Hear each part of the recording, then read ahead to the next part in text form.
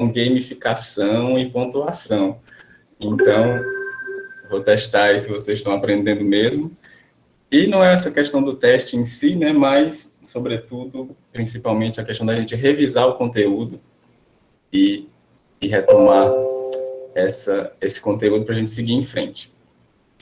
Uma outra coisa que eu quero dizer para vocês é que estou muito feliz com os diários de leitura de vocês, né, peço desculpas para quem eu não consegui dar retorno ainda, porque é muito texto, né? Felizmente tem gente que está mandando 5 páginas, 6 páginas, então é muito texto para a gente ler, mas leio com muita felicidade, né?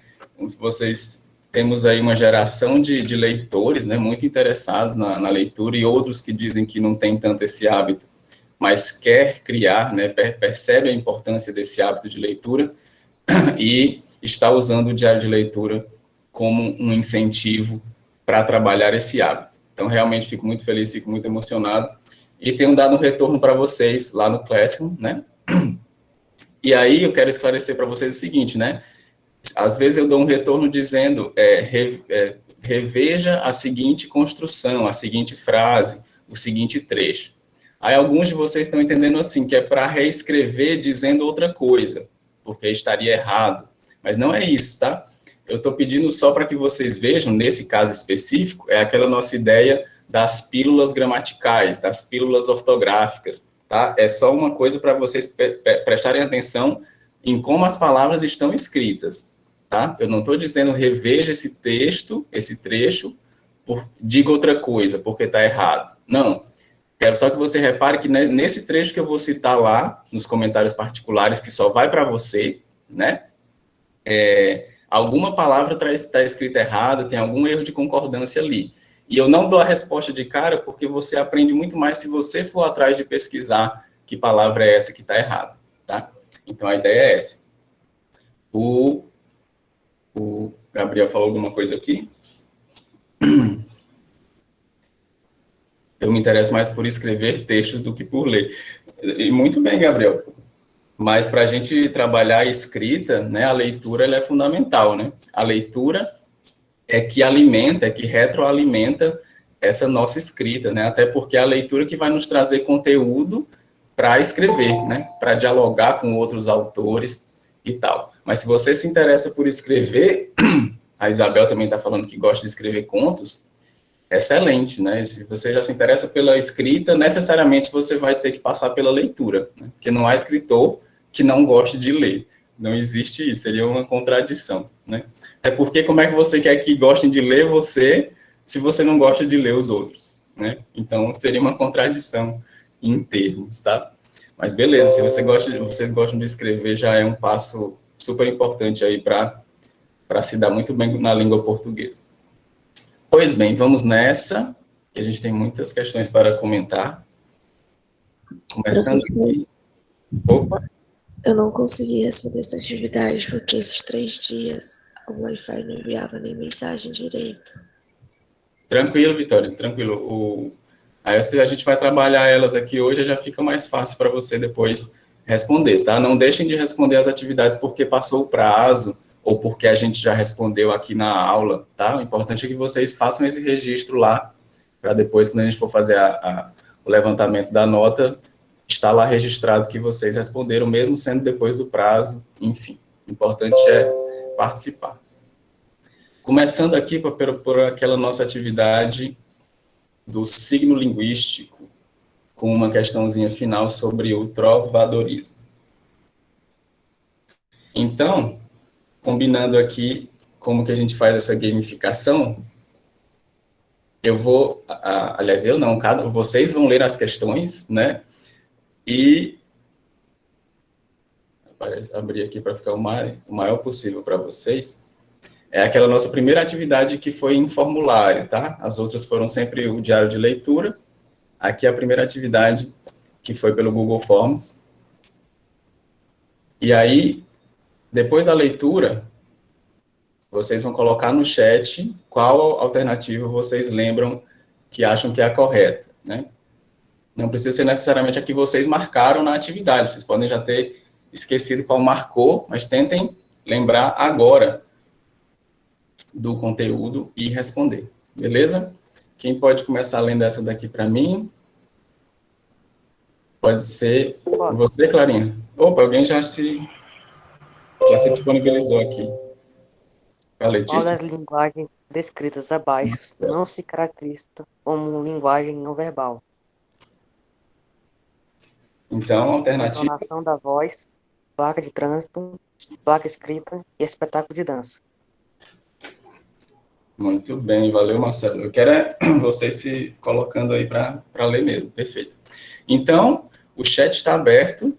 Alternativa A, entonação da voz. B, placa de trânsito. C, palavra escrita. D, espetáculo de dança.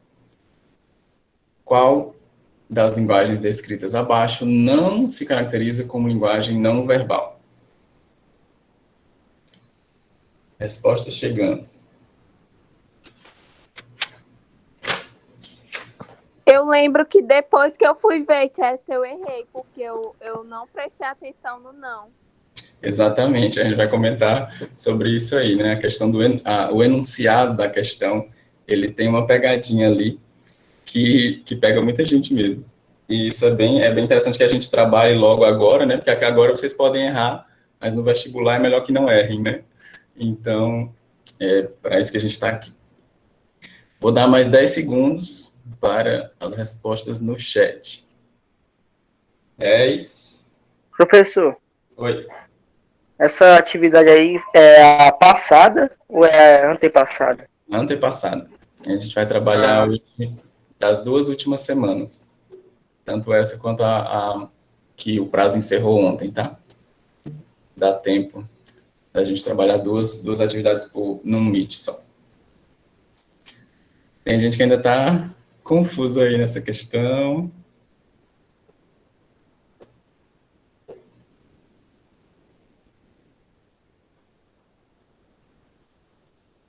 É bom que a gente retoma o conteúdo e reexplica. Muita gente na alternativa C, muita gente na D. Estamos entre a C e a D, não é isso? Muito bem. Mais alguém?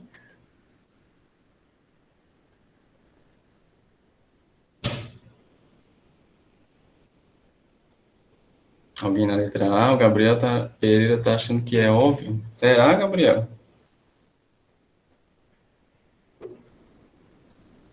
Vamos em frente aqui, então. Percebam o seguinte, gente, a questão aqui está no enunciado da questão. Porque tem 2 nãos, né? E aí é uma questão, o Gabriel gosta de matemática, ele vai me ajudar aí. E vai ver que não é tão óbvio assim, né, Gabriel? Qual das linguagens descritas abaixo não se caracteriza como linguagem não verbal? Se eu tenho 2 nãos, o que eu posso fazer, Gabriel? Você que é da matemática, filho de matemática, se eu não me engano. Agora eu entendi. Ah, garoto, aí sim, né? Se eu tenho 2 É a nãos, letra A, na verdade. eu posso simplesmente cortar os nãos e aí eu vou ter o enunciado mais claro, né? Qual das linguagens descritas abaixo se caracteriza como linguagem verbal? E aí fica muito mais claro que eu tenho a letra C, palavra escrita, né? Porque se eu tenho 2 nãos, essa que é toda a confusão aí da pegadinha da questão, né? Nossa, não se caracteriza como linguagem não verbal, que é isso, né? Fica confuso, de fato, e a ideia é essa, né? Mas, se eu tenho 2 nãos, eu posso cortar os nãos, e a pergunta vai ser exatamente essa. Qual das linguagens descritas abaixo se caracteriza como linguagem verbal? Vai ser a única que não vai se caracterizar como linguagem não verbal. É o contrário da linguagem não verbal. Palavra escrita, né, gente? Nós vimos que o que é a linguagem verbal é a língua, né? A palavra escrita ou a palavra falada, mas é sobretudo palavra, né? Todo o resto aqui, entonação da voz, tem a ver com essas modulações que a minha voz faz, né? O grito, o sussurro, tudo isso são linguagens não verbais, que fazem parte do meu entendimento da mensagem, mudam o meu entendimento da mensagem, mas é não verbal, né? Eu não estou dizendo aqui entonação da voz, não estou dizendo palavra falada. Palavra falada é uma coisa. Entonação da voz é outra, né? Eu posso dizer casa, casa, casa, de várias formas, a mesma palavra, né? Placa de trânsito também é linguagem não verbal, é imagem, né, gente? Espetáculo de dança também é linguagem não verbal. A dança, o movimento dos corpos, né? Não tem palavra ali. Então, gente, linguagem não verbal é tudo aquilo que não é língua, tudo aquilo que não é verbal. Então, não foi palavra, ou no caso da Libras, como a gente deixou bem claro, não foi gestos codificados dentro de uma língua de sinais. Então, porque o gesto ali dentro da Libras tem valor de palavra, né? Então, não foi palavra, é não verbal. Então, tudo isso é linguagem não verbal. Entonação da voz, placa de trânsito, espetáculo de dança, filme, né? Por mais que no filme tenha palavras, se eu digo filme como um todo, juntando todas as imagens, é linguagem não verbal. E mais claro ainda, a gente poderia chamar de linguagem híbrida, né? Linguagem mista, quando mistura o verbal e o não verbal. Então, ficou claro essa questão, como a matemática nos ajuda a entender melhor esse enunciado, né? Se eu tenho 2 não, eu corto e fica mais claro a compreensão. Qual das linguagens abaixo se caracteriza como linguagem verbal? Palavra escrita. Beleza, Gabriel? Teve outro colega que se manifestou no chat aí também. O Paulo. Pois é, aí vamos aprendendo. Beleza, galera? Então, continuando aqui para a gente continuar esclarecendo essa questão, o Paulo pode ler para a gente essa segunda?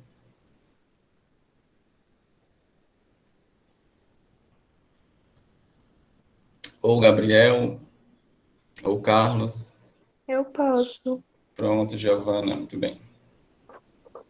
Quando nós utilizamos de um código linguístico compartilhado por uma comunidade de usuários, ou seja, uma língua que pode se manifestar na escrita, na fala e também como gesto, apenas quando se trata de uma língua de sinais como a Libras, qual tipo de linguagem estamos empregando? Linguagem verbal ou linguagem não verbal? Olha só, agora a gente só tem a letra A ou B. Aí eu acabei de falar sobre isso. Quando nós utilizamos de um código linguístico compartilhado por uma comunidade de usuários, ou seja, uma língua que pode se manifestar na escrita, na fala e também como gesto, quando é dentro de uma língua de sinais, né? Qualquer outro gesto fora de uma língua de sinais vai ser outra coisa. Qual tipo de linguagem estamos empregando? Letra A, linguagem verbal. Letra B, linguagem não verbal. Já eu comento o que a Rafaela falou aí, só para não atrapalhar a reflexão de vocês.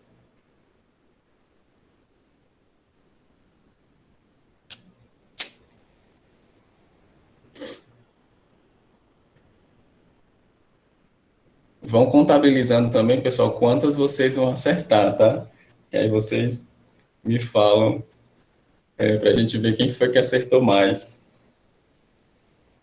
Porque como é muita gente, eu não consigo fazer essa contabilidade aqui ao vivo. Então, pessoal, acho que todo mundo mandou ver bem nessa daqui, a gente está mandando. Letra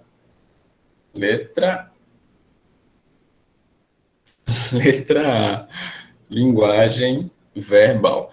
Pessoal, não se preocupem com errar, tá? Não se preocupem com não lembrar se tinham acertado ou não, porque a ideia nossa ideia aqui é exatamente essa, né?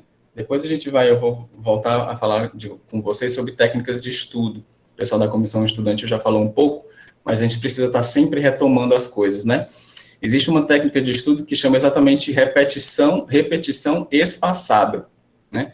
Para que eu realmente aprenda uma coisa, não adianta que eu veja a aula naquele dia e responda a atividade, naquele mesmo dia ou 2 dias depois. Eu vou ter clareza sobre aquilo naquele momento, mas 2 semanas depois, como vocês estão vendo exatamente agora, a gente vai ter esquecido, né? Porque é muita informação o tempo inteiro na nossa cabeça, o cérebro vai apagando as coisas, né?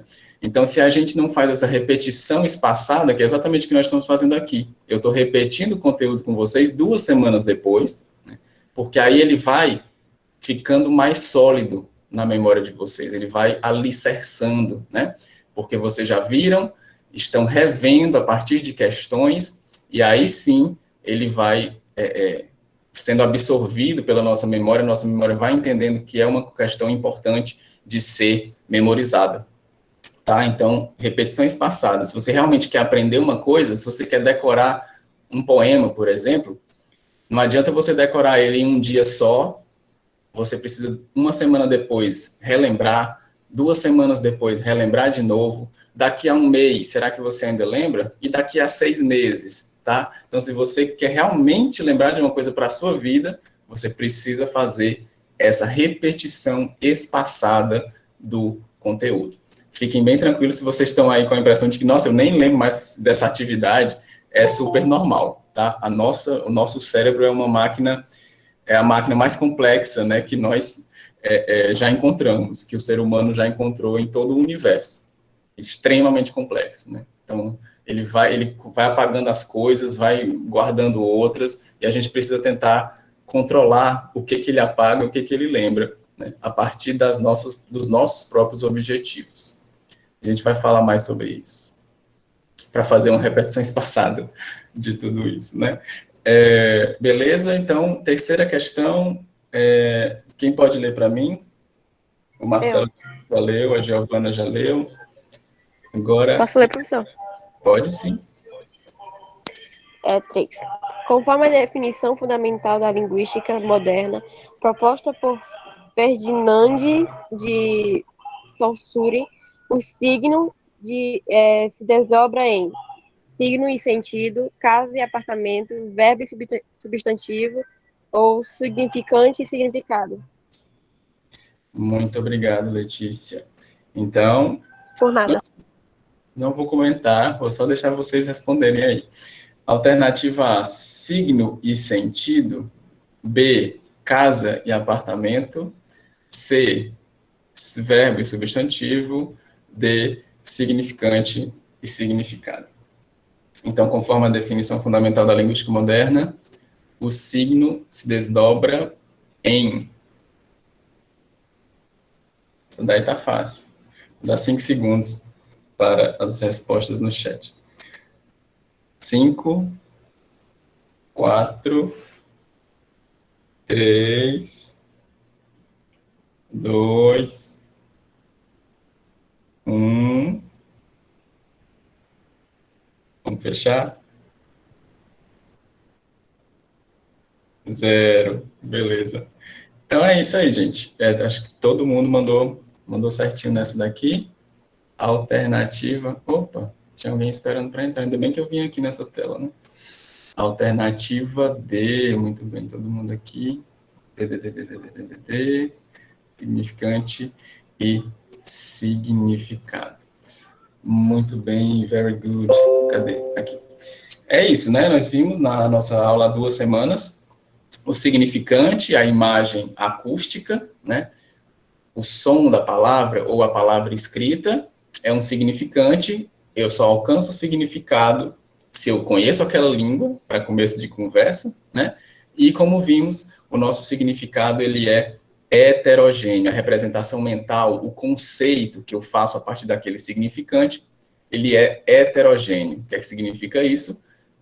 Cada pessoa, a partir da sua experiência de vida, a partir das suas leituras, tem determinadas nuances de significado na sua mente, né? São as nuances de sentido, as nuances de significado semânticas, né? Então, significante, imagem acústica, significado, representação mental, conceito. É esse desdobramento fundamental da linguística moderna.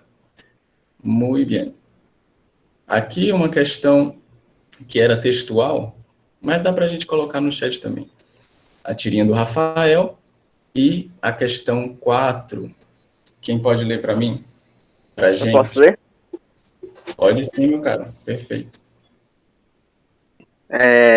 Considerando o comentado em nossa aula, com que tipo de linguagem na tirinha acima a personagem em situação de rua respondeu à solicitação emitida pelos alto-falantes? Muito bem. Então, nós temos aí, já que a gente está lidando com linguagem verbal e não verbal, né? Basicamente, nós temos essas duas alternativas também como resposta. Lá nesse questionário, grande parte de vocês acertou. Vamos ver aqui. Linguagem verbal ou não verbal? Né? Que tipo de linguagem a personagem em situação de rua respondeu à solicitação emitida pelos alto-falantes? A solicitação dos alto-falantes foi emitida em linguagem verbal, mas a resposta do nosso personagem foi em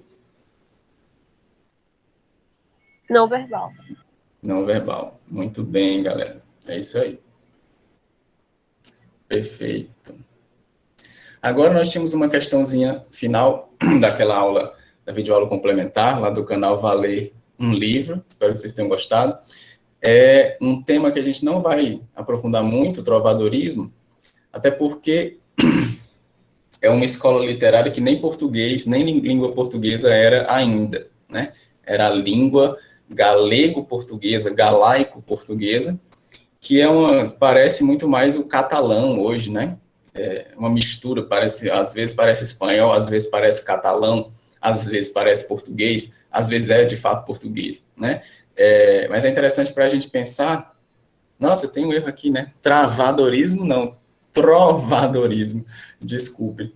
É interessante para a gente pensar essa questão da formação da língua, né? Nós estamos lidando aí com uma literatura do século XII, XIII, então, final da Idade Média, a língua portuguesa ainda estava se consolidando, né? O português moderno, considerado moderno, ele vai ser lá fundado apenas no século XV, XVI, né? Então, no século XII, XIII, XIV, a gente o pessoal lá ainda estava inventando a língua portuguesa a partir do latim, né? Vocês sabem que a nossa língua vem da língua latina, que era a língua oficial da igreja, né?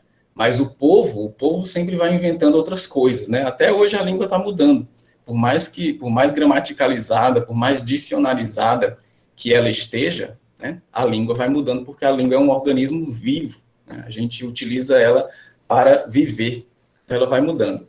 E isso, a formação da língua é uma prova disso, né? A gente vê lá como o povo foi mexendo no latim e transformando em outras coisas, e desse latim vai surgir o português, o espanhol, o catalão, o italiano, né? Que é inclusive a mais parecida com o latim hoje. Então, no trovadorismo, vocês viram lá que a poesia estava sempre junto com a música, né? Com a música, ou a poesia era sempre cantada. Então, eu estou só fazendo uma transiçãozinha, porque eu não falei sobre trovadorismo diretamente com vocês, né? Teve essa videoaula complementar, e a gente não vai se aprofundar muito nessa escola.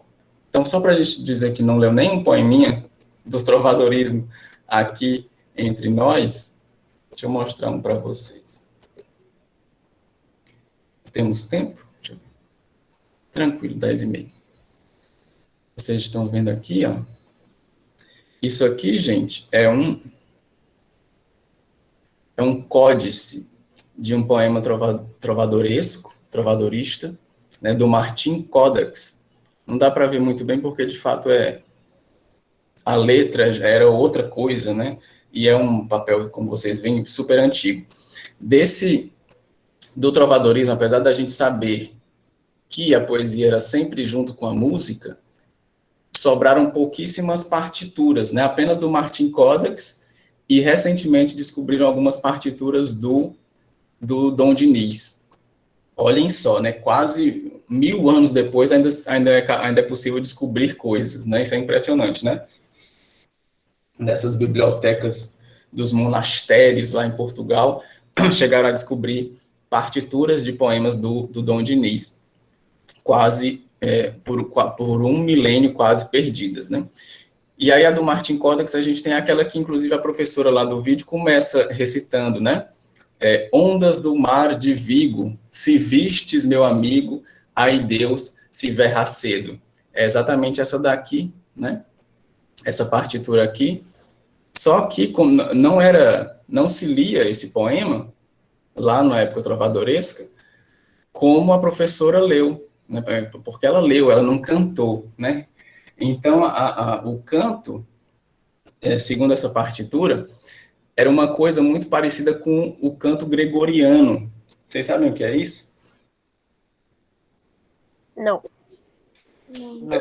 Às vezes a gente não sabe o conceito, mas eu tenho certeza que vocês já escutaram como trilha sonora de algum filme, né? Sempre que o filme chega em alguma igreja ou trata de religião, sempre tem canto gregoriano na trilha sonora, né? Que é aquele canto bem grave, com várias vozes, né? Que faz uma coisa assim, do, mi, ne, lá, lá, lá, lá, uma coisa super grave e com muitas vozes cantando, né? Aquela coisa de um coral de frades, bem grave, né? E aí pega aquele eco que tem na igreja e aí fica aquela coisa sublime, né? Lembraram o canto gregoriano? Pois bem, e é porque eu dei só um exemplozinho, né? E aí, por que já eu leio a tua pergunta, Gabriel?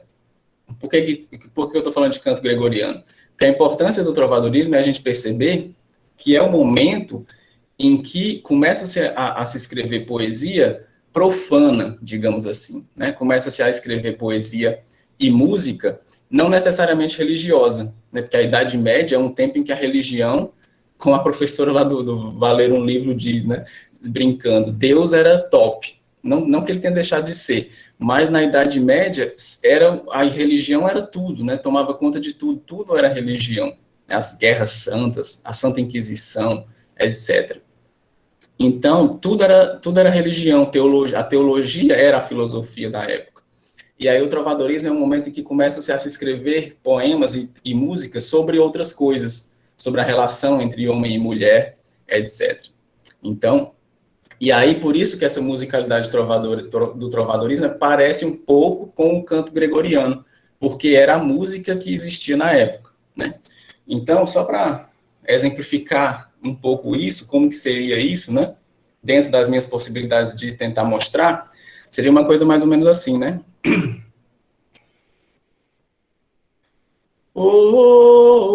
Ondas do mar de Vigo, se vistes, meu amigo, e ai Deus, se verá cedo. Então era uma coisa bem, né, ondas, né, parece uma coisa marítima, uma coisa bem lenta, né, o tempo era outro, né, o tempo era mais lento, então a música era uma coisa por aí. Né? E aqui o que cantou não, a gente brinca um pouco. O que está dizendo aqui, né? Já que eu falei que era outra língua, e ai Deus se verá cedo. O que vocês acham que ela não, o eu lírico é feminino, né? Mas o escritor era o Martin Codax. O que está dizendo essa frase aqui, né? E ai Deus se verá cedo. Dá para a gente compreender, será?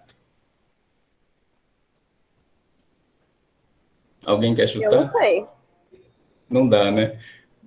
Ondas do mar de Vigo, se vistes, meu amigo, e ai Deus, será que ele vem logo, né? Se verá cedo, será que ele virá cedo, virá logo, né? Então ela está esperando esse amigo. E aí é um exemplo, então, de cantiga de amigo. Eu queria só fazer esse parênteses trovadorista, né? Existem as duas versões do adjetivo com vocês, porque a gente vai passar bem rapidinho por essa escola, mas quem se interessar pode pesquisar mais, tem conteúdo no livro didático sobre isso, tá?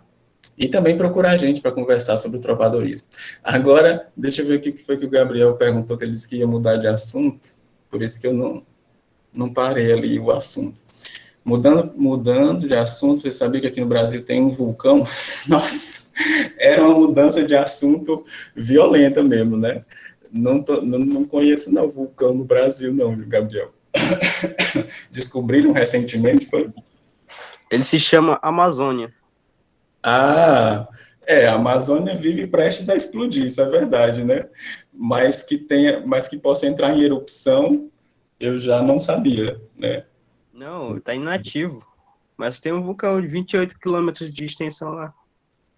Nossa, é uma informação interessante. Graças a Deus que ele está inativo, né? Que é uma das maravilhas do Brasil, um país que anda tão doído ultimamente, né? Não ter vulcões, né? Que o Chile, bem pertinho da gente, tem vários.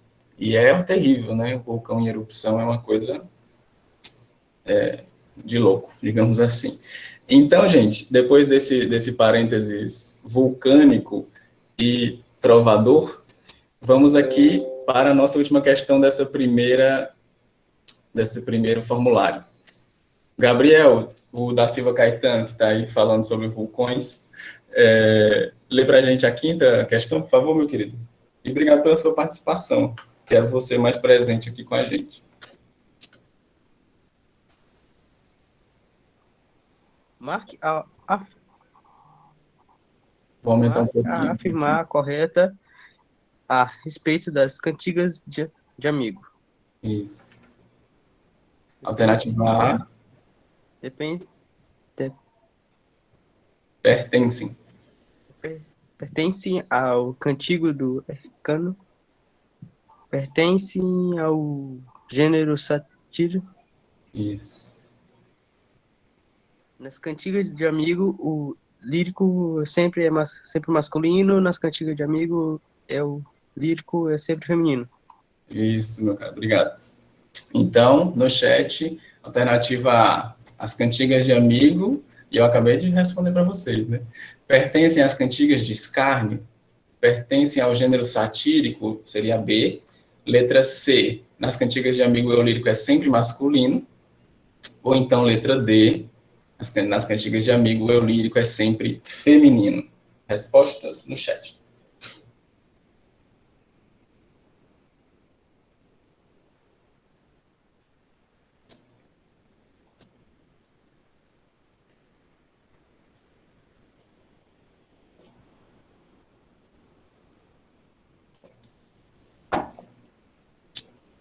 Muito bem, gente. É isso aí. O eu lírico, né? O que é esse eu lírico? É uma projeção que o poeta pode fazer no poema lírico, escrevendo a partir de um personagem, né? De uma voz que pode ser, inclusive, de outro gênero, né? O poeta trovador é sempre um homem, né? Que, infelizmente, na época, as mulheres geralmente não sabiam escrever, né? Não eram alfabetizadas, e mesmo se soubessem, isso não seria permitido, né? Inclusive, né? Muitas que sabiam ler e escrever eram condenadas como bruxas pela Santa Inquisição, simplesmente porque sabiam ler e escrever. Então, vejam o nível de perseguição que as mulheres sofriam nessa época, né? Então, o eu lírico poderia ser feminino, mas a voz do poeta, o escritor, era sempre homem. Né? Então, a cantiga de amigo, ela é marcada por esse eu lírico feminino. Ele se imagina, ele projeta a voz de uma mulher, esperando o seu amigo, o seu amante, o seu namorado. Né? Nas cantigas de amor, é que o eu lírico vai se assumir masculino. E aí a gente tem também no trovadorismo as cantigas de escárnio, né, que é para falar mal dos outros, e as cantigas de maldizer também, para falar mal dos outros, com a única diferença é que nas cantigas de maldizer, o nome da pessoa era citado, né, e a pessoa sofria diversos xingamentos. Então, o trovadorismo tem essas duas vertentes, né, a vertente amorosa e a vertente do escárnio e do maldizer. Era um modo lá de correr umas fofocas por meio da poesia. É verdade, com altos xingamentos, tá? Inclusive, no livro de vocês tem um exemplo, sim. Deixa eu até falar a página aqui, se vocês quiserem dar uma lida depois. O pessoal metia o B dele na vida alheia já naquela época, tá? Não é coisa da falar mal, não é invenção das redes sociais, ficar falando mal dos outros, sempre existiu. Então, na página 42, aqui vocês têm a cantiga de, pronto, a de maldizer é na página 44, né? Então, se vocês quiserem conhecer melhor, tá lá na página 44. E é nesse capítulo, exatamente, que tem alguns textos sobre o trovadorismo que vocês podem se aprofundar um pouco mais. Mas vamos em frente, 10h42, nós temos ainda uma atividade para corrigir. Essa daqui é mais recente, foi na semana passada. Então, vamos ver se... Opa, tá mexendo aqui no que não deve. Vamos ver se vocês estão mais afiados nessa daqui. Nossa, tá mexendo aqui. Vamos com o mouse, que é melhor. Aliás, nessa vocês estavam afiados também, né? O que pegou mais foi aquela primeira questão lá, que de fato era uma pegadinha das boas. Essa daqui tem umas questões que também complicam o meio de campo. Vamos ver lá e a gente tenta esclarecer um pouco. Quem vai ler essa para a gente? Posso, professor? Opa, estou adorando essa participação de vocês. Pode ir? Manda abraço. A partir das reflexões de nossa aula, constatamos que são múltiplas as finalidades do texto literário. Qual das alternativas abaixo indica uma finalidade que não costuma predominar na literatura? Provocar emoções, entreter o leitor e a leitora, despertar reflexões sobre a natureza humana e sua experiência de vida, ou informar sobre fatos do cotidiano. Muito bem, começamos novamente com uma questão complexa, né? Muita gente marcou outras alternativas. Vamos ver lá se a gente consegue esclarecer um pouco isso para vocês. Alternativa A, qual das alternativas abaixo indica uma finalidade que não costuma predominar na literatura, tá? Letra A, provocar emoções. B, entreter o leitor e a leitora. C, despertar reflexões sobre a natureza humana e sua experiência de vida. Ou D, informar sobre fatos do cotidiano. Respostas no chat.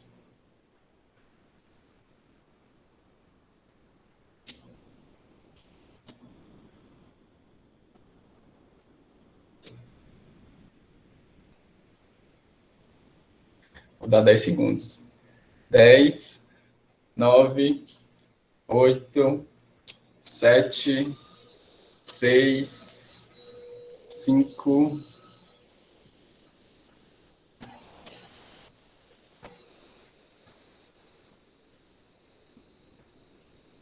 Muito bem.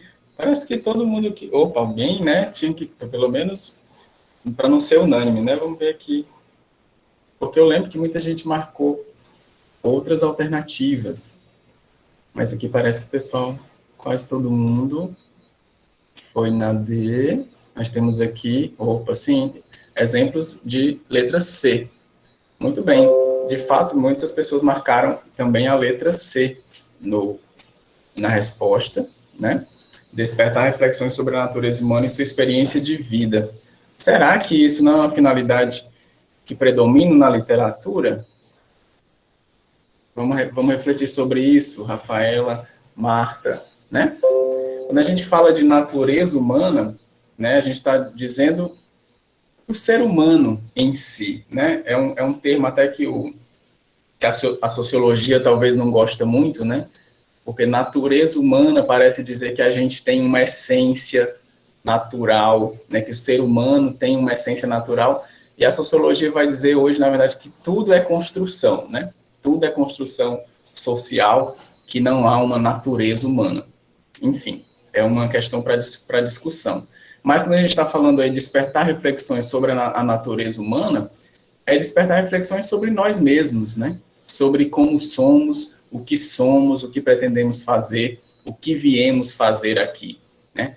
Então, despertar reflexões sobre a natureza humana e sua experiência de vida. Será que a poesia, o romance, não faz isso com a gente, né? Quando estamos lendo lá para compor o nosso diário de leitura, o texto não está sempre despertando um pouco essas reflexões sobre nós, sobre nossa experiência? Creio que sim, né?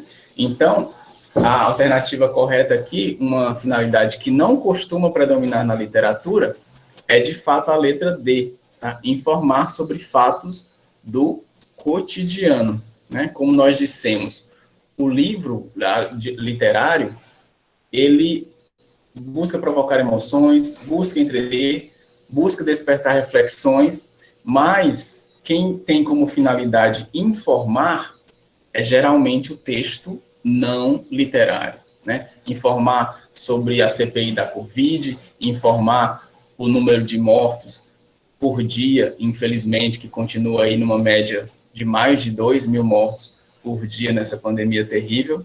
Quem informa sobre esses fatos, né, é o jornal, é a televisão, é a reportagem, que são textos não literários, textos utilitários, né? Não faz sentido que a literatura se debruce tanto sobre isso, que isso predomine, porque você pensa que um escritor está escrevendo aqui um romance, ele vai ser publicado 1 ano depois, 5 anos depois, 10 anos depois. Então, se ele estiver preocupado em ficar informando sobre fatos do cotidiano, quando o romance sair, esses fatos muitas vezes perderam a sua relevância ou o seu caráter informativo, né? Vai ficar um registro histórico, mas não é, então, uma finalidade que costuma predominar essa questão da informação sobre fatos do cotidiano, tá? Por que eu digo uma finalidade que não costuma predominar? Porque, de fato, a literatura ela é tão ampla, tão vasta, que ela pode, sim, em algum momento, se jogar nessa finalidade, né? O Ferreira Goulart mesmo tem alguns poemas em que ele diz, né? O preço do feijão é esse, o preço do açúcar é esse. Então, do fato cotidiano, ele busca fazer poesia, para dizer, olha, a poesia pode sim falar do preço do arroz, pode sim falar do preço do feijão, porque isso é importante nesse momento, o povo está passando fome, então eu posso sim no meu poema falar sobre isso. Quem vai dizer que não, né? Porque ninguém pode dizer o que a literatura, ninguém pode censurar a literatura, dizer que ele não pode falar disso porque a poesia não pode falar sobre isso. Não é isso que eu estou querendo dizer. É por isso que eu coloco com a redação nesse sentido. Uma finalidade que não costuma predominar na literatura. Eu não estou dizendo que é uma finalidade impossível de ser encontrada na literatura. Percebam essas diferenças, tá? E por isso que é tão complexo, né, a gente falar sobre o que a literatura pode dizer.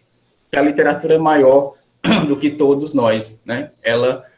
A gente quer definir a literatura de alguma forma, ela vem e desmente a gente, porque ela é maior do que qualquer censura que possa ser feita. Espero que tenha ficado claro isso. Mas, de fato, estamos lidando com questões complexas que nem sempre são muito fáceis de explicar, tá? Mas percebam a redação, tá? Percebam sempre no enunciado das questões a redação. Uma finalidade que não costuma predominar na literatura, né? Não estou dizendo que a literatura nunca poderia falar sobre fatos do cotidiano, tá? Ela pode se utilizar, sim, disso de uma forma estética, né? Para fazer uma denúncia social ou com qualquer finalidade, com uma finalidade catártica, lúdica, etc. Ela se utiliza assim. Então, vamos nessa. Qual das características abaixo deve ser atribuída prioritariamente aos textos não literários? Percebam sempre, né? Uma redação que fala em prioridade, em predominância, mas nunca é uma questão de sim ou não, né? Nunca é apenas uma questão de sim ou não. Qual das características abaixo deve ser atribuída prioritariamente aos textos não literários? Nossa, eu fui no embalo aqui e nem esperei alguém ler. Mas beleza, a próxima eu peço para vocês. É porque se empolga aqui na explicação. Letra A, linguagem conotativa. B, ênfase na expressão. C, intenção estética. de linguagem denotativa. Qual das características deve ser atribuída prioritariamente aos textos não literários? Atenção sempre quando tem um não, né, no enunciado da questão, ele é fundamental. Ele vai ser fundamental para a resposta.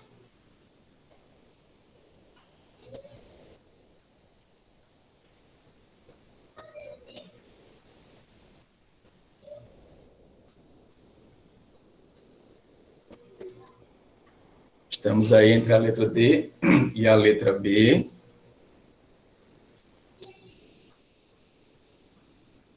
Dez segundos.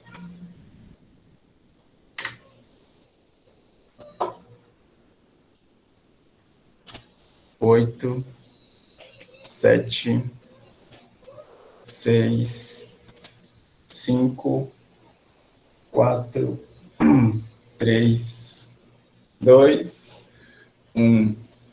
Beleza. Então, nós tivemos as respostas entre a alternativa D e a B. Vamos lá, né? ênfase na expressão é uma característica que não deve ser atribuída prioritariamente aos textos não literários? Não é essa, Clarinha. Por quê, né? Porque a literatura, ela tem, sim, uma ênfase na expressão, ou seja, uma ênfase na forma como isso está dito, né? É uma grande diferença entre a literatura e a não literatura. A literatura se preocupa muito com a forma do texto, né? Eu não posso escrever um romance de qualquer jeito, sem revisar esse texto, sem repensar essa expressão, né? Por isso que os escritores revisam tanto os seus textos, né? Mudam. Tem a lenda que diz que o Graciliano Ramos escrevia 500 páginas para depois sobrar 100, né? A Vidas Secas, por exemplo, teria 500 páginas e depois ele vai enxugar tanto para ter a ênfase na expressão, né, que sobrou 100 páginas, daquelas 500, sobrou 100. Né? Então, já o texto não literário, não, ele nem pode se preocupar tanto com a expressão, porque muitas vezes ele tem pressa, né? Eu preciso escrever um texto aqui que vai ser publicado no jornal do mesmo dia, ou no jornal do outro dia. Então, é por isso que a gente encontra tantas expressões mal redigidas nos jornais, mesmo nos melhores jornais do país. A gente pode encontrar expressões mal feitas, frases mal colocadas, porque não tem nem tanto esse tempo, né, para pensar a revisão, a expressão, certo? Então, o que das características abaixo, que é atribuída prioritariamente aos textos não literários, é a linguagem denotativa. Exatamente aquela linguagem literal, linguagem do dicionário, linguagem que busca a objetividade, ao contrário da linguagem conotativa, que é a linguagem da metáfora, a linguagem figurada, a linguagem que depende muito do seu contexto. A gente vai falar sobre figuras de linguagem esse ano, com certeza vocês já estudaram, a gente vai estudar mais. Eu falei de metáfora e a gente vai voltar a ela. Beleza? Olha, tem uma questão grande aqui, quem vai querer ler essa pra gente? Eu leio. Opa, Daniele. Questão sobre a catarse. Vamos nessa. O conceito de catarse é extremamente denso e hoje perpassa diversas áreas, como a teoria da literatura, a psicologia e a medicina. Analise as duas afirmativas a seguir. 1. A função catártica está relacionada em sua origem à purificação do espírito do espectador através da purgação de suas paixões, especialmente dos sentimentos de terror ou de piedade, vivenciados na contemplação do espetáculo trágico. 2. A catarse pode ser entendida também como o efeito liberador produzido pela leitura de poemas, crônicas ou romances, como uma espécie de descarrego das emoções. Afirmativa A. Apenas a afirmativa 1 está correta. B. Apenas a afirmativa 2 está correta. C. Todas as afirmativas estão corretas. D. Nenhuma das afirmativas é condizente com a verdade. Muito bem, vamos acelerar aqui, senão eu acabo tomando de novo o tempo da aula do professor Josemir, e depois ele fica lá com ciumeira, dizendo que vocês não vão embora da minha aula, eu não quero ir para dele, né? Estou sabendo das histórias dele Todo ano ele fica com esse drama aí. Então, vamos lá. A alternativa A, apenas a 1 está correta. B, a 2. C, todas estariam corretas. Desculpa, me desconcentrei aqui. A A diz que apenas a 1 está correta. A B, apenas a 2. A C, todas. E a D, nenhuma estaria correta, nenhuma seria condizente com a verdade. Então, geralmente, o pessoal fica, de fato, entre a B e a C. Vamos ver aqui.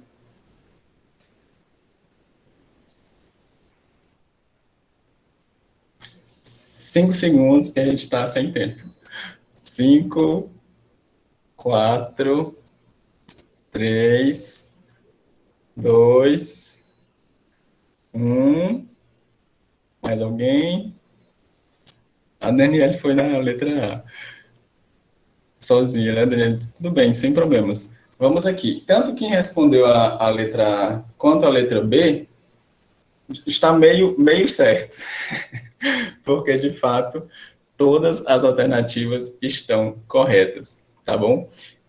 De fato, muita gente vai na B, porque a alternativa número 1, eu não falei para vocês sobre isso, né? Sobre a catarse lá no teatro grego, né? Que é de onde vem, inclusive, o termo, né? Então, mas essa alternativa 1 está certa, sim. A função catártica está relacionada em sua origem à purificação do espírito do espectador através da purgação de suas paixões, especialmente dos sentimentos de terror ou de piedade vivenciados na contemplação do espetáculo trágico. Então, na origem, eu não falei na aula passada de propósito, tá? Para vocês refletirem nessa questão. Na origem, catarsis vem do grego, vem dessa relação aí com a tragédia grega. Então, você imagina, os caras lá estão assistindo o Édipo Rei, né, por exemplo. Aí o cara era um rei, mas descobre, né, que num momento lá, no clímax da peça, do Édipo Rei, descobre que matou o próprio pai e que casou com a mãe, e aí arranca os próprios olhos, e aí você, nossa, tragédia, né? A tragédia grega é essa coisa que, lá no final morre todo mundo, é sempre uma coisa trágica. E para que isso? Exatamente porque aí o espectador, ele vê, nossa, o sofrimento desses personagens é tão grande que o meu parece pequeno, né? Que o meu sofrimento é pequeno diante de tanta tragédia. E aí eu purifico o meu espírito, purgando essas minhas paixões, né? Porque eu tenho tanta piedade diante desse sofrimento dos personagens, eu sinto o terror diante do sofrimento desses personagens, que aí o meu sofrimento parece pequeno, passa por pequeno e se purifica diante desse espetáculo. Isso é catarse também. E é o que acontece até hoje, quando a gente está assistindo algum filme, um drama ou um filme de terror. É a mesma coisa, né? A gente purifica os nossos sentimentos se jogando nesse filme e nesse livro também, inclusive no diário de leitura de vocês, alguém falou sobre isso, né? Eu percebi que o meu sofrimento era pequeno, perto do sofrimento dessa personagem. Isso é exatamente a catarse, né? A gente se purifica a partir dessa comparação com o personagem. Então, todas as afirmativas estão corretas. A 1 é a catarse na sua origem grega, e a 2 é a catarse numa visão mais moderna, né? O efeito liberador, que é uma modernização da mesma coisa, né? O efeito liberador produzido pela leitura de poemas, crônicas ou romances, como uma espécie de descarrego das emoções.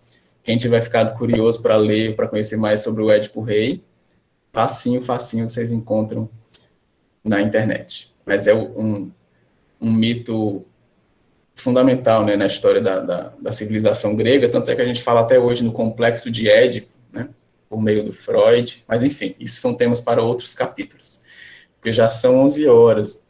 E aí eu acho que eu vou liberar vocês, então, né, para a gente não atrasar tanto. Oi? A Mirella tem um negócio para falar para o senhor. Desculpa. Professor, tem uma pergunta. Ah, sim, por favor. O senhor acredita em fantasmas? Eu não acredito, não. Eu responderia com Shakespeare, né? Eu diria que há muito mais coisas entre o céu e a terra do que sonha a nossa vã filosofia. Eu Pois acho. é, mas se o senhor houvesse um fantasma, você acreditaria? Sim. Ah, não. Então, fantasmas, apareçam. Professor,